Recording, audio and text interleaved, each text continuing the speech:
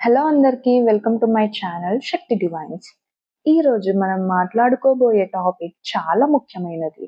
అదే పాప విమోచన ఏకాదశి గురించి. ఈ వీడియోలో మనం తెలుసుకోబోయే విషయాలు ఏమిటంటే పాపమోచని ఏకాదశి అంటే ఏమిటి, ఈ వ్రతం ఎందుకు చేయాలి, ఈ వ్రతం ఏ రోజు చేసుకోవాలి, ఈ వ్రతం పురాణ కథ ఏమిటి, ఇలా ఇవన్నిటి గురించి తెలుసుకోవాలి అనుకుంటే వీడియో చివరి వరకు తప్పకుండా చూడండి. ముందుగా నా వీడియోస్ మీకు నచ్చినట్టయితే లైక్ చేసుకోండి. ఇప్పుడు పాపమోచని ఏకాదశి ప్రాముఖ్యత తెలుసుకుందాము. హిందూ సాంప్రదాయంలో ప్రతి ఏకాదశి చాలా పవిత్రమైనది, కానీ వాటిలో ప్రత్యేకమైనది పాపమోచని ఏకాదశి. ఈ ఏకాదశి చైత్రమాసం కృష్ణపక్షంలో వస్తుంది. మన జీవితంలో జరిగిన పాపాలను తొలగించేదే ఈ ఏకాదశి. ఈ రోజు భక్తితో వ్రతం చేసి భగవంతుణ్ణి పూజిస్తే పాపాలు తగ్గుతాయి, మనసుకు శాంతి లభిస్తుంది, జీవితంలో ఎన్నో మార్పులు వస్తాయి. ఈ ఏకాదశి గురించి పద్మపురాణంలో ఒక ఆసక్తికరమైన కథ ఉంది. ఒకసారి మహర్షి మాంధాత మహర్షి లోమసుని అడిగారు, చైత్రమాసంలో వచ్చే కృష్ణపక్ష ఏకాదశి పేరేమిటి, దాని మహిమ ఏమిటి అని. అప్పుడు లోమస మహర్షి ఒక కథ చెప్పారు. పూర్వకాలంలో చైత్రరథం అనే ఒక అందమైన వనం ఉండేది. అక్కడ దేవతలు, గంధర్వులు, అప్సరసలు ఆనందంగా ఉండేవారు. అక్కడ ఒక మహర్షి ఉండేవాడు. ఆయన పేరు మేధావి మహర్షి. ఆయన తీవ్రమైన తపస్సు చేస్తూ ఉండేవాడు. ఒకరోజు మంజుఘోష అనే అప్సరస ఆ మహర్షిని చూసింది. ఆమె తన అందం, సంగీతంతో ఆయనను ఆకర్షించాలని అనుకుంది. ఆమె వీణ వాయిస్తూ మధురంగా పాట పాడింది. ఆ సంగీతం విని మేధావి మహర్షి మనసు కదిలింది. అలా ఆయన తపస్సు మరిచి ఆ అప్సరసతో కాలం గడిపాడు. రోజులు గడిచాయి, నెలలు గడిచాయి. అలా 57 సంవత్సరాలు గడిచిపోయాయి.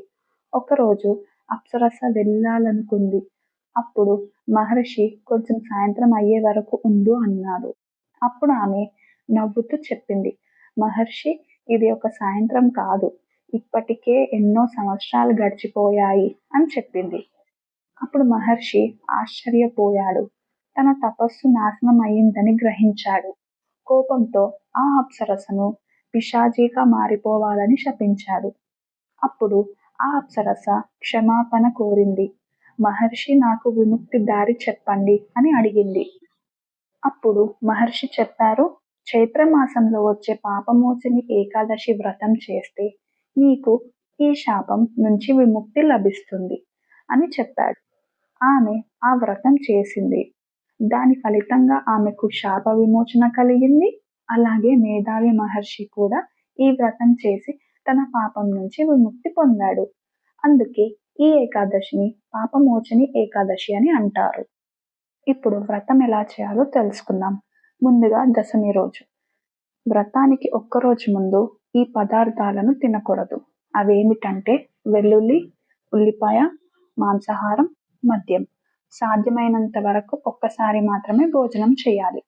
ఏకాదశి రోజు ఉదయం త్వరగా లేచి స్నానం చేయాలి, కొత్త బట్టలు ధరించాలి, విష్ణుమూర్తిని పూజించాలి.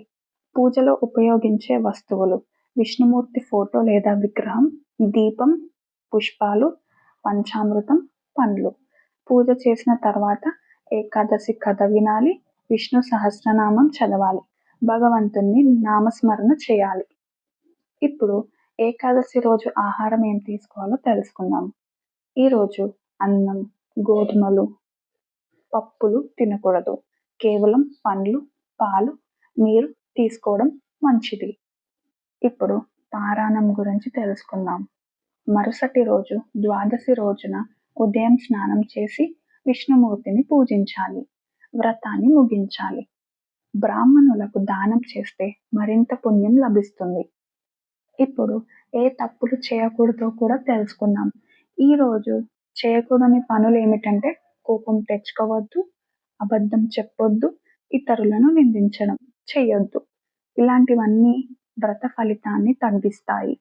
ఇప్పుడు పాపమోచన ఏకాదశి ఎప్పుడో తెలుసుకుందాము. మార్చ్ 14 ఉదయం 8:10 గంటల నుండి ప్రారంభమై మార్చ్ 15 ఉదయం 9:16 గంటల వరకు ఉంటుంది.